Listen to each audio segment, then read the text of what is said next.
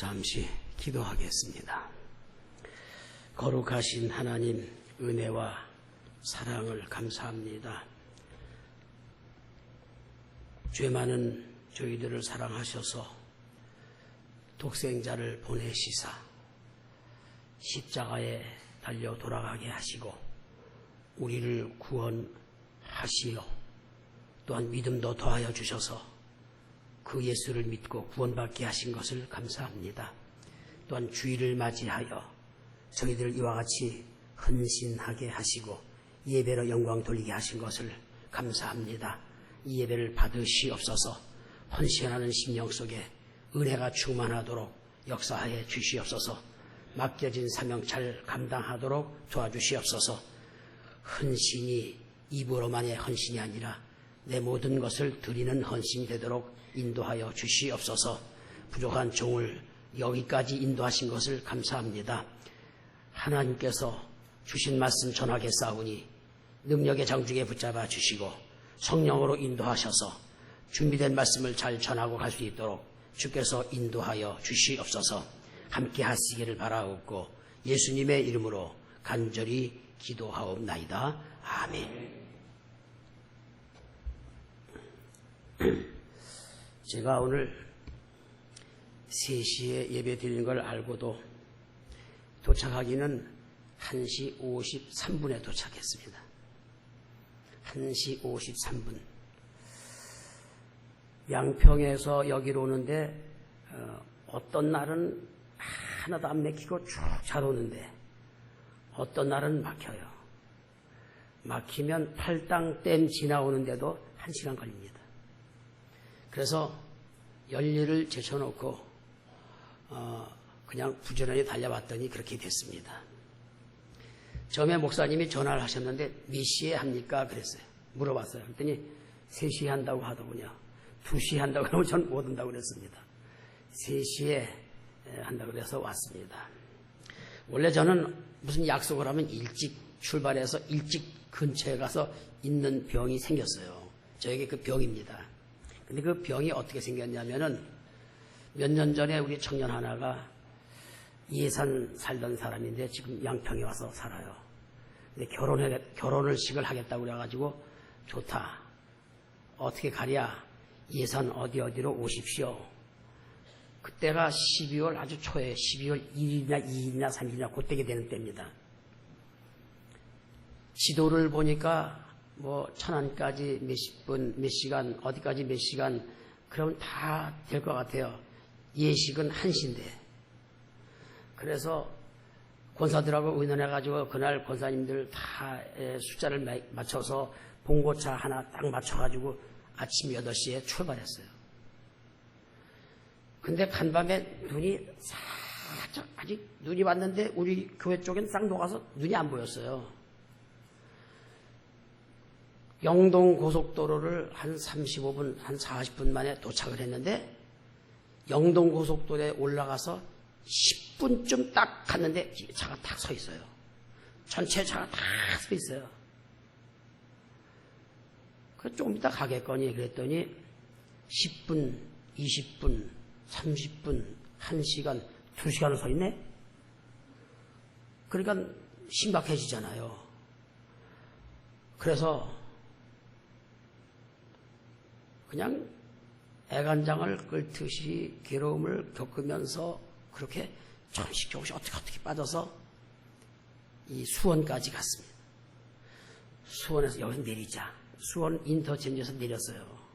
국도로 가는데 국도도 얼마나 막힌지 몰라요. 한참 가는데 천안 근처를 어떻게 지나가게 됐어요. 근데 길을 잘못 들어가지고 또 엉뚱한 데로 한참 갔네.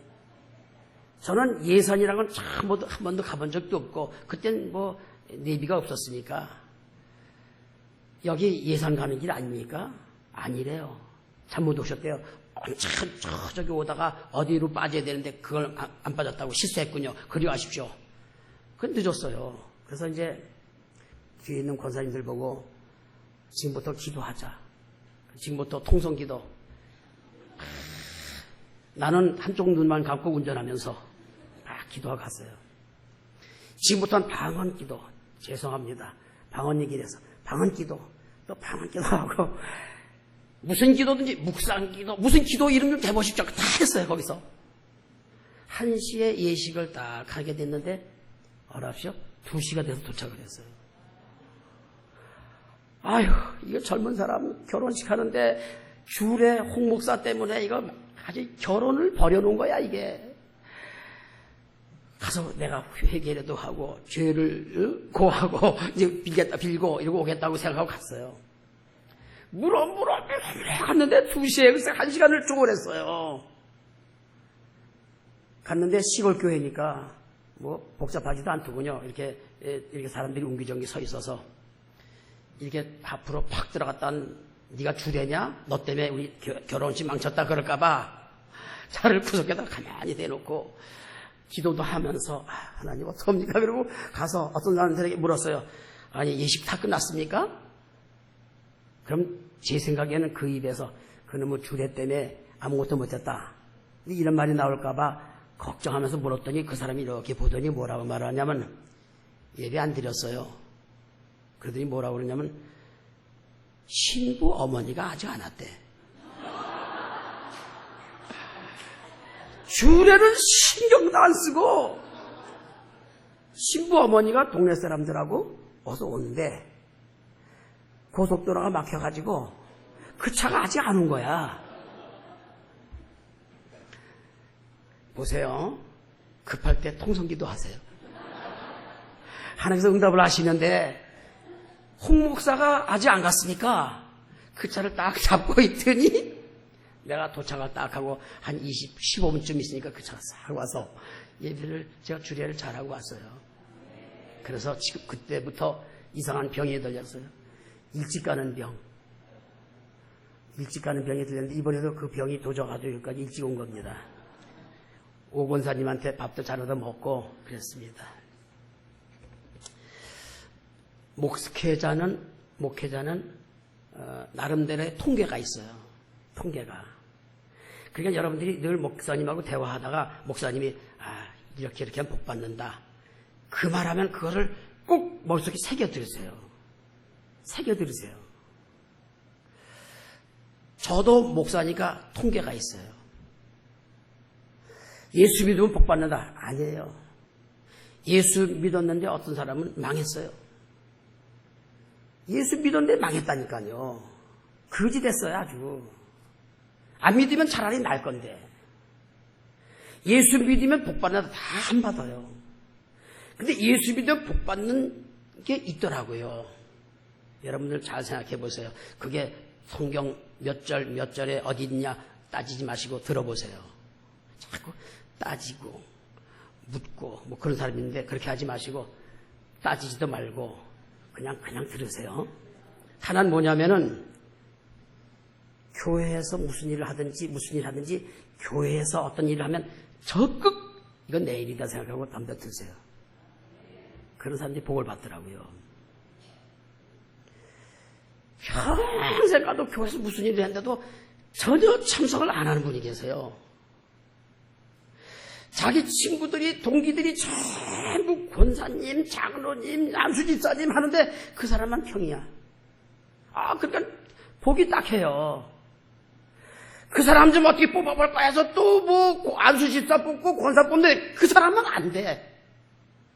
이건 아주 답답한 겁니다. 목회자로서. 그러니까 교회가 무슨 일을 하면 적극 참여하세요. 교회가 건축하거든 아주 부부가 의논해가지고 최대한으로 헌금을 드리세요. 제가 왜 이런 얘기를 하냐면은 제가 그걸 경험을 했어요. 양평의 양평읍교회가 유명합니다. 여기 한광교회는 여기 경북도로를 지나가다가 우리 그전에 자랑 많이 했어요. 저기 이관식 목사님 목회하시는 교회야. 지금은 건물이 많아가지고 좀 가리는 면이 있는데 그때는 이 교회 하나만 뚝뚝 써가지고 정말 멋있었잖아요. 한광교회.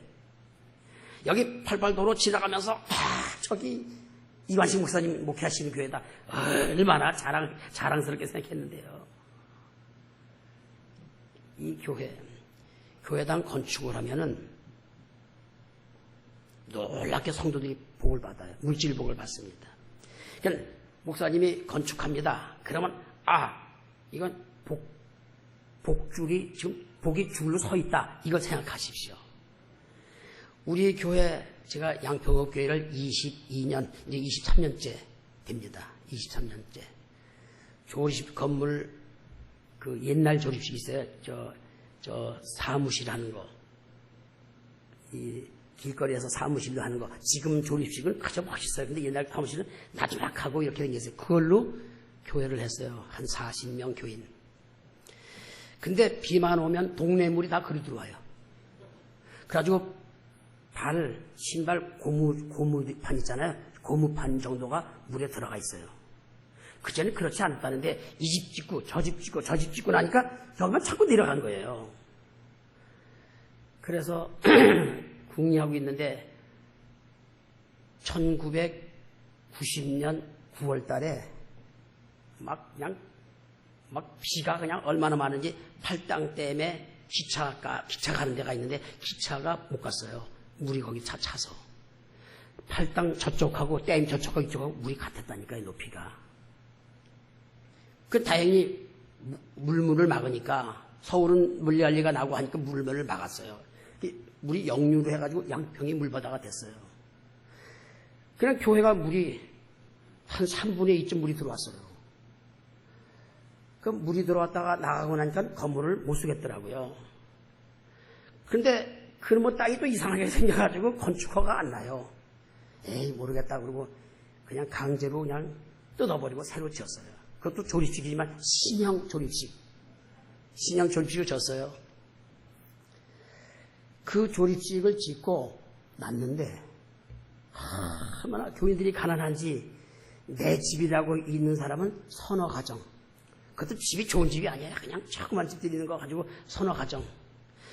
연립도 한 두세 가정. 나머지는 전부 그냥 전세 살고 사골세 살고 그래요. 그 목회자로서 뭐 시골에서 참 그냥 끙끙거리고 있는데 그 건물 딱 짓고 났는데 한 3, 4개월쯤 뒤부터 성도들이 복을 받는데 물질복을 받아요. 목사님 저 오늘 아파트 계약하러 갑니다. 갔다 와서 계약했습니다. 목사님 땅 샀습니다. 집 샀습니다.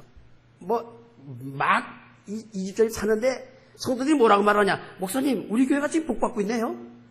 자기들도 전부 알아가지고 너무 좋아서 막 성도들이 물질복을 받는데 기가 막혀요. 제가 경험을 해봤습니다. 그 중에 그 복 받지 못한 세 가정이 있어요. 딱 세 가정. 지금도 가슴이 아파요. 하나는 뭐냐면 내가 아하면 그 사람은 어해요. 목사가 아하면 어하고 어하면 그 사람은 아해요.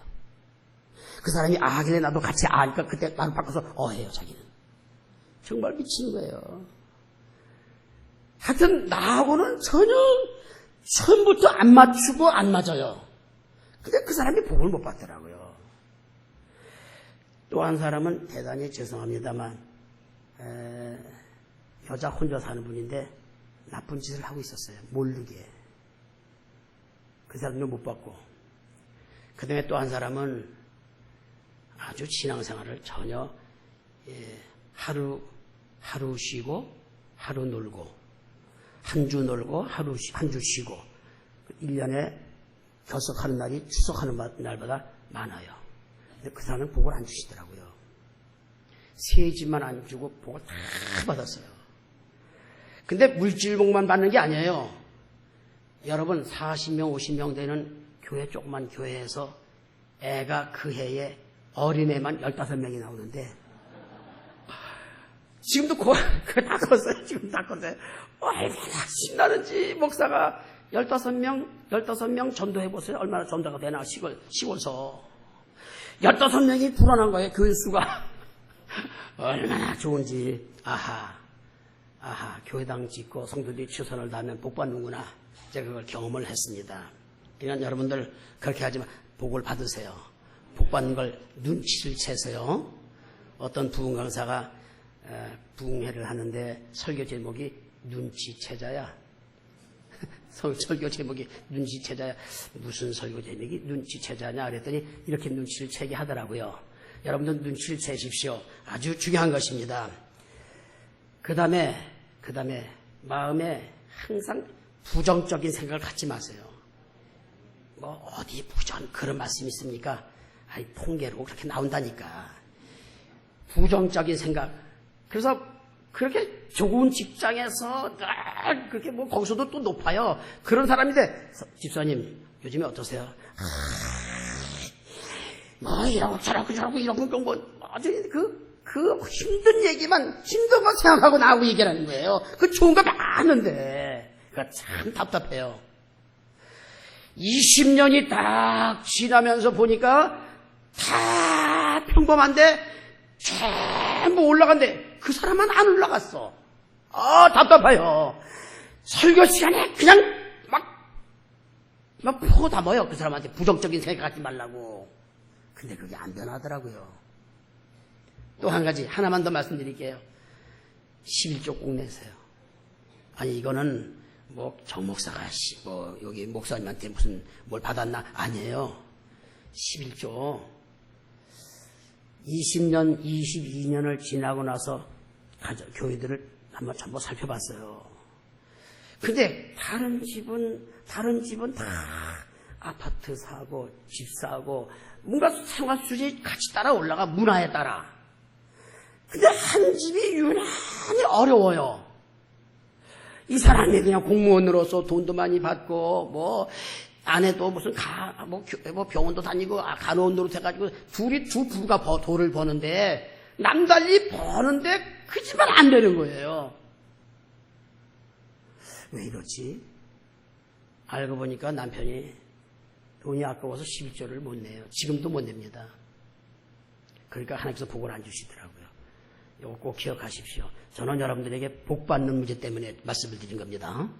꼭 기억하시고 이걸 눈치를 채시고 한번 멋있게 내 복으로만 만들어 보십시오.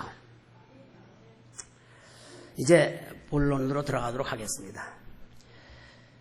음식도 변하죠. 그냥 두면 변합니다. 음식이 변합니다. 마찬가지로 여러분이 가지고 있는 신앙도 변해요. 변질됩니다. 변질된 건 못 먹어요.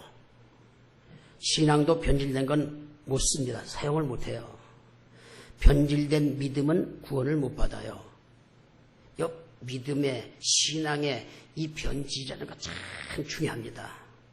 근데 이 변질의 특성이 뭐냐면은 그냥 나도 모르는 사이에 변하기 때문에 그냥 이게 다 된 걸로 생각하고 그냥 지나가요.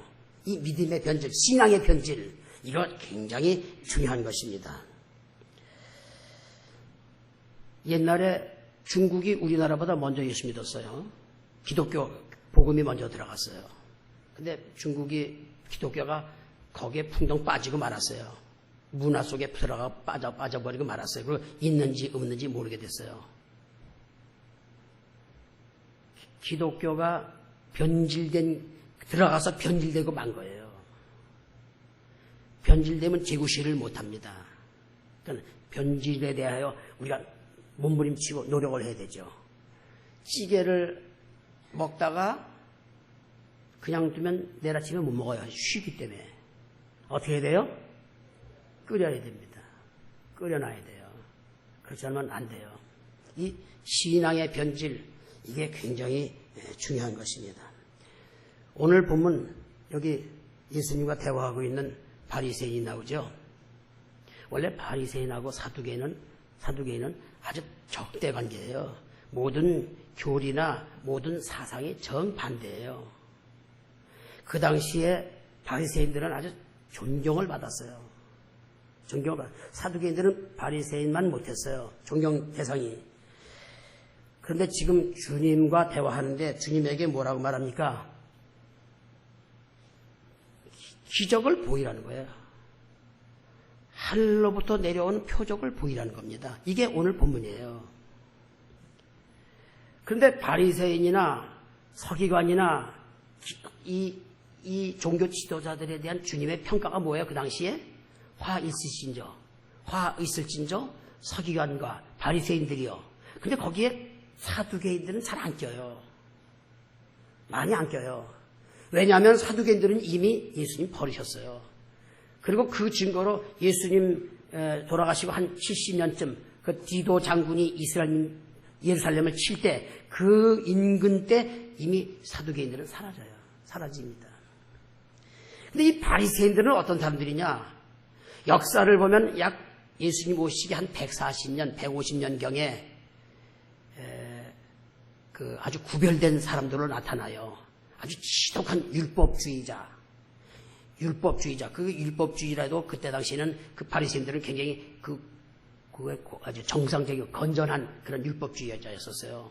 가지고 그 당시에 권세를 잡은 자들이 종교까지 잡으려고 애를 쓸 때 그때 하는 거 하던 사람들이 바리새인들이에요.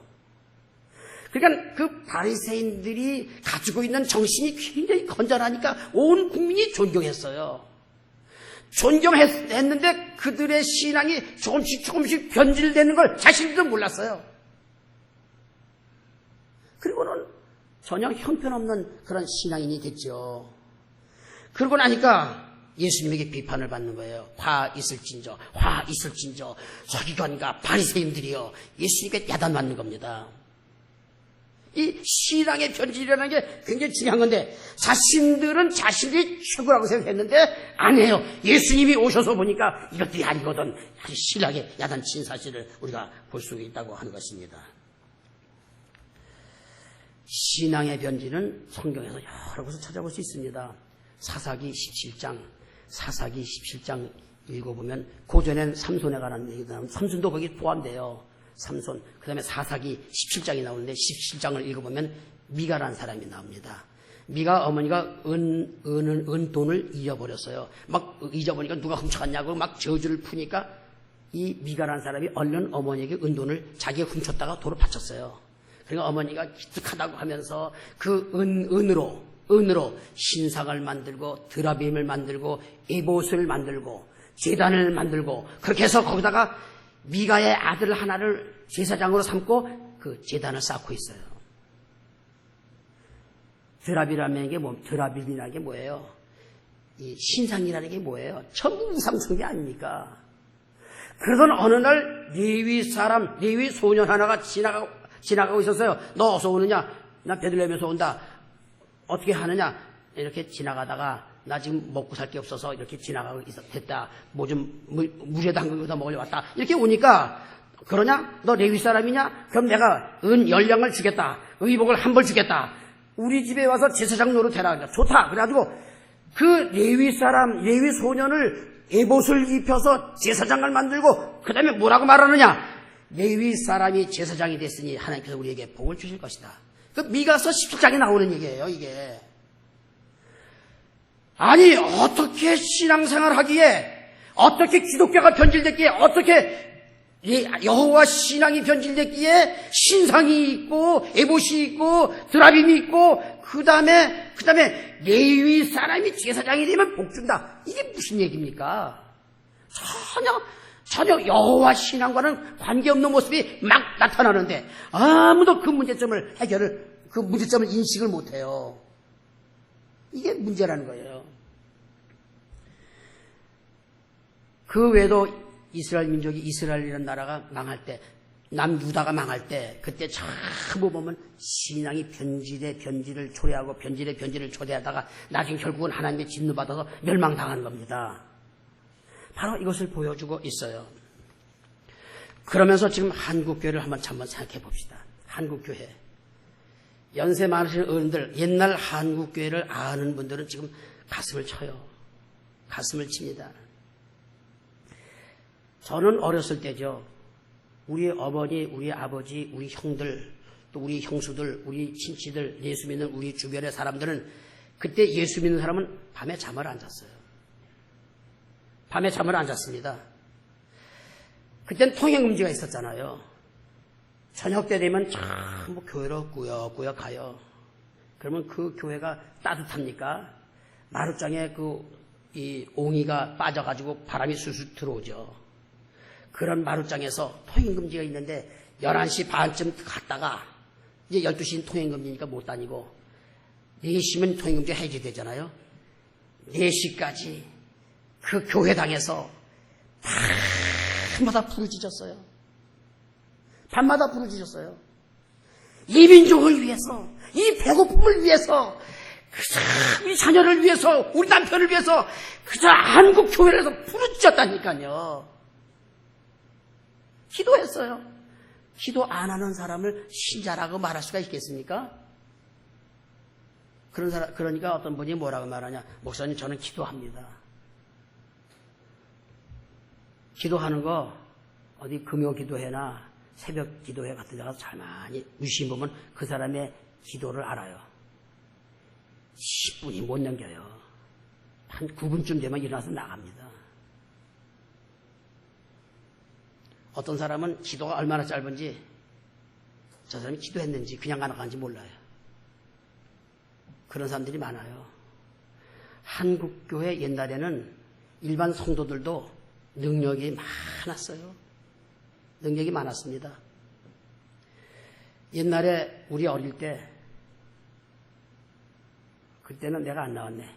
내가 안 나왔을 때,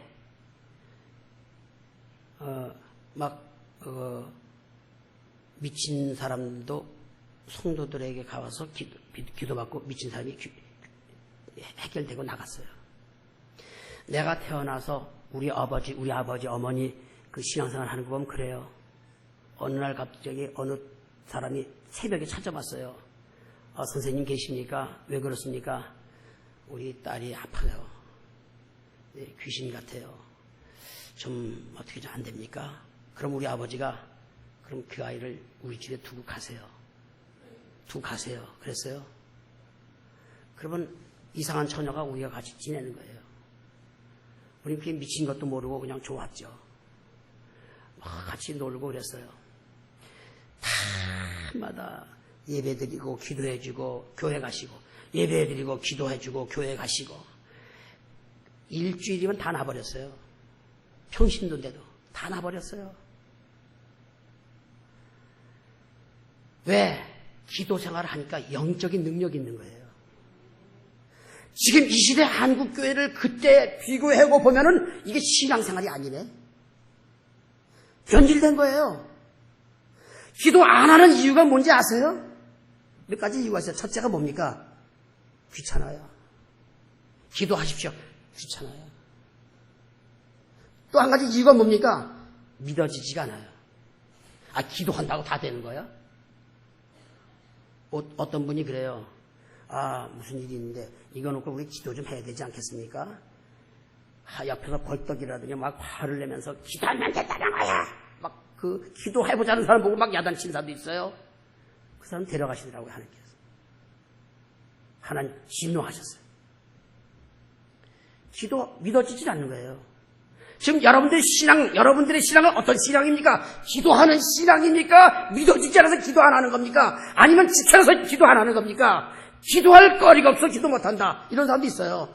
기도 왜 해야 되지? 기도 왜 해야 되느냐? 이런 분도 계세요. 사실상 제가 지금 말씀드리는 건 이건 심각한 겁니다. 아주 심각한 거예요.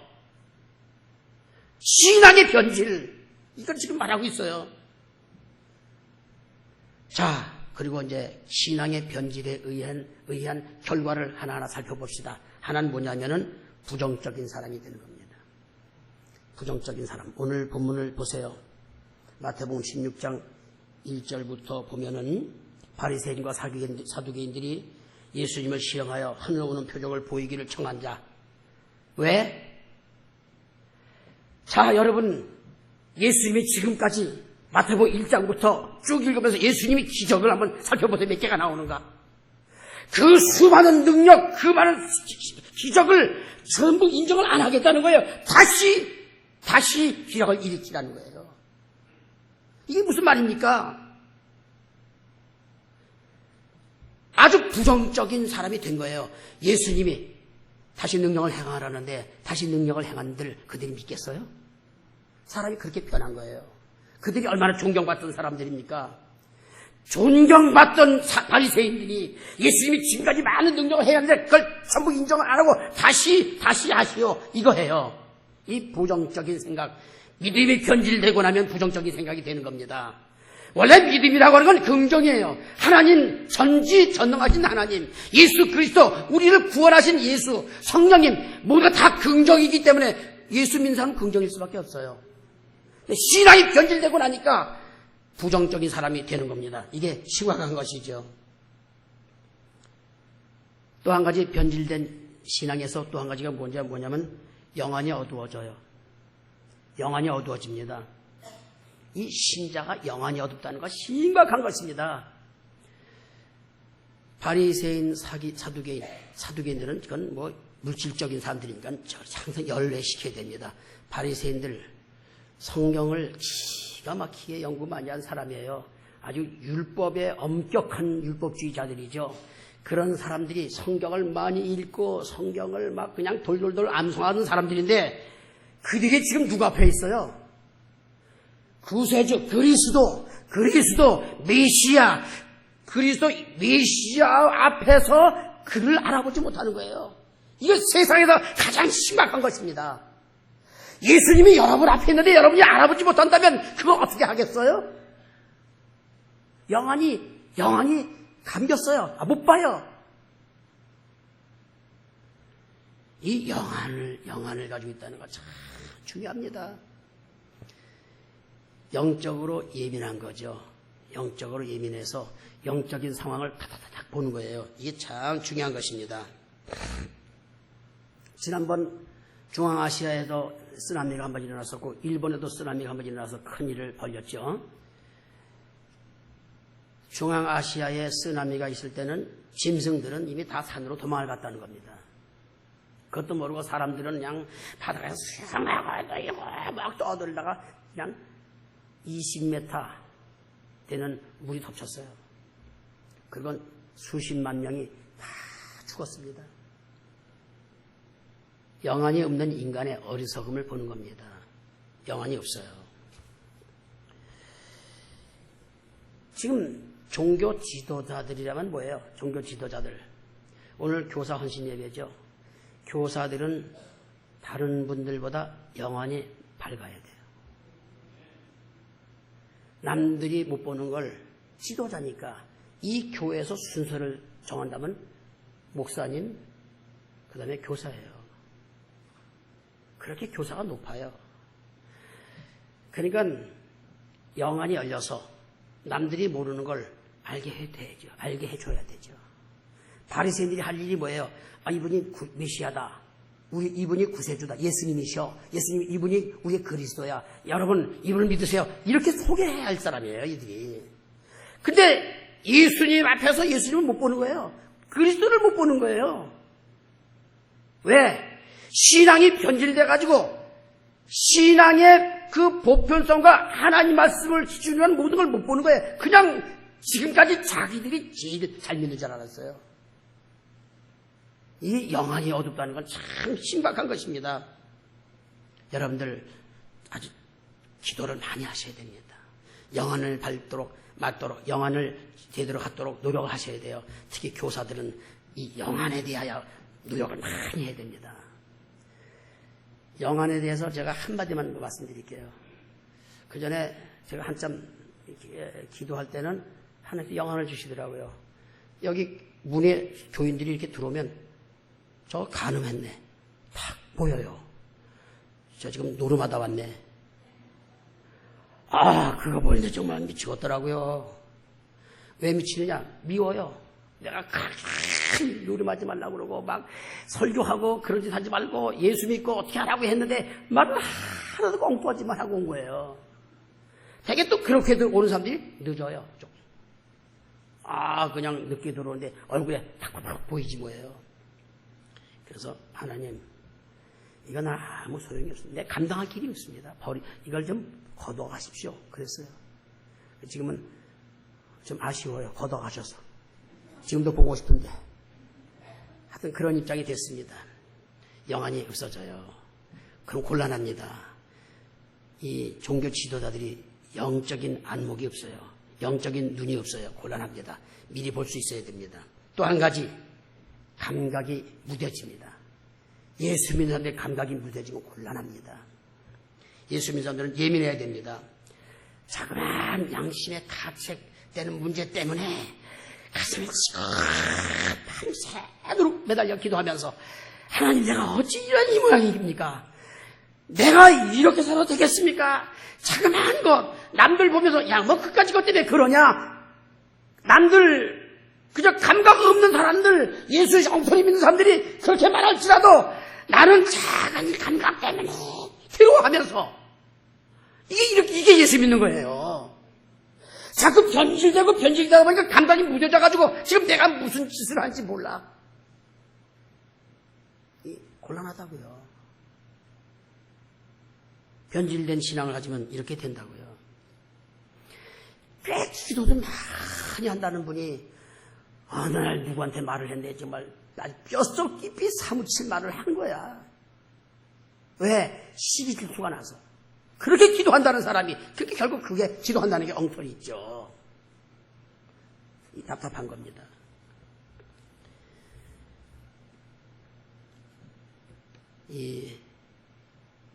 그 감각이 무뎌진다. 그래서 우리가 시편을 보면 다윗이 기도하는데 구절절하게 자기의 그 죄를 뉘우치면서 그냥 가슴을 치면서 그저 통회하고 자복하는 모습이 보이잖아요. 다윗이 왜 그랬습니까? 그 영적 감각이 예민했다는 것입니다. 바로 이런 면을 꼭 기억하십시오. 또 한 가지 뭐냐면 시대가 바뀌어요. 신앙이 변질되면 시대가 바뀝니다. 이 시대 바뀐다는 말이 좋은 거 아니에요. 사사기 17장, 19장, 17장에서 한번 한 사건, 그 다음에 18장쯤에서 우리 그 타락한 레위인이 첩을 하나 얻어가지고 집으로 돌아가다가 첩이 자기 집으로 도망갔으니까 데려다가 집에 가다가 그 첩이 간음당하고 그 첩이 죽어요. 그 첩을 12토막을 내서 전 이스라엘 민족에 다 돌려가지고 이스라엘과 베냐민 지파와 싸움이 벌어지고 베냐민 지파가 막 멸절당하는 얘기 나오잖아요. 그게 사사기 맨 끝부분이에요. 과반 끝부분이에요. 그 다음에 사사기 다음에 룻기가 나오고 그 다음에 사무엘상이 나오죠. 시대가 변해요. 시대가 변합니다. 시대가 변한다는 게 무슨 말이에요? 이 시대 망한다 그 말이에요. 지금 한국은 얼마나 잘 사는지 몰라요. 여러분들이 자고 있는 아파트, 여러분이 살고 있는 그 집, 여러분이 먹고 있는 음식, 여러분이 입고 있는 옷, 세계 최고급이에요. 이거 기억하십시오. 세계 최고급이에요. 최고 기술자들이 최고 기능을 가지고 최고 물자로 지은 집에서 최고의 수준으로 사는 거예요. 이러면 이만하면 하나님께 감사하며 영광 돌려야 되지 않습니까? 여러분들이 정신 차리십시오. 신앙이 변질되면 엄청난 결과가 온다는 걸 기억하십시오. 미국이 어떤 나라입니까? 미국이 예수 잘 믿자고 퓨리턴들이 세운 나라 아니에요. 근데 지금 어떻게 변했어요? 뭐 타락하기 그지없고 미국을 한번 들어가 보세요. 공항에서 그 도도함과 교만함과 그 포악함과 그런 게 그들에게서 역력히 보여요. 그리고는 9.11 테러 사건 났잖아요. 미국이 본토가 그렇게 강력하게 침략당하기 그때가 적이라는 겁니다. 왜? 하나님이 손대시는 거예요. 교만하고 흑인들 아프리카에서 막 데려다가 노예 노릇 시키고 그랬잖아요. 그 모든 범죄, 한국 같은 나라 막 공격했잖아요. 그 모든 범죄 거기서 지금 찾으시는 거예요. 앞으로 미국이 어떻게 변할지 몰라요. 빨리 회개해야 한다고 하는 것입니다. 마지막으로 한 가지, 하나님이 떠납니다. 하나님이 떠나세요. 이거 신앙이 변질되면 하나님이 떠나세요. 사무엘상 6장 19절 보면은 베스메서 사람들이 여호와의 궤를 뚜껑을 열어봤다가 70명이 그냥 그 자리에 죽어요. 근데 그게 과로해놓고 5만 이랬어요. 그건 많은 사람이 죽었나 봐요. 아무튼 법궤를 열어봤는데 죽었어요. 70명이. 사무엘 하 6장 보면은 우사가 하나님 법궤를 잡았다가 죽었어요. 그런데 그 외에 이스라엘 민족이 아벡에서 블레셋과 전쟁하다가 법궤를 빼앗기잖아요. 그들은 법궤를 가지고 막 가가지고 다곤 신전에다 갖다 놓고, 근데 그 법궤 만진 사람이 하나도 죽은 사람이 없어요. 이 바벨론이 유다를 공격해가지고 예루살렘 성전에 막 놋그릇 같은 거 그냥 뭐 놋바다 같은 거 막 뜯어가고 막 성전 다 뜯어갔어요. 성전은 들어가기만 해도 죽는 건데 거기 그저걸그냥 죽었다는 소리 하나도 없어요. 왜 그렇죠? 하나님이 떠났어요. 하나님 떠나신 걸 말하고 있어요.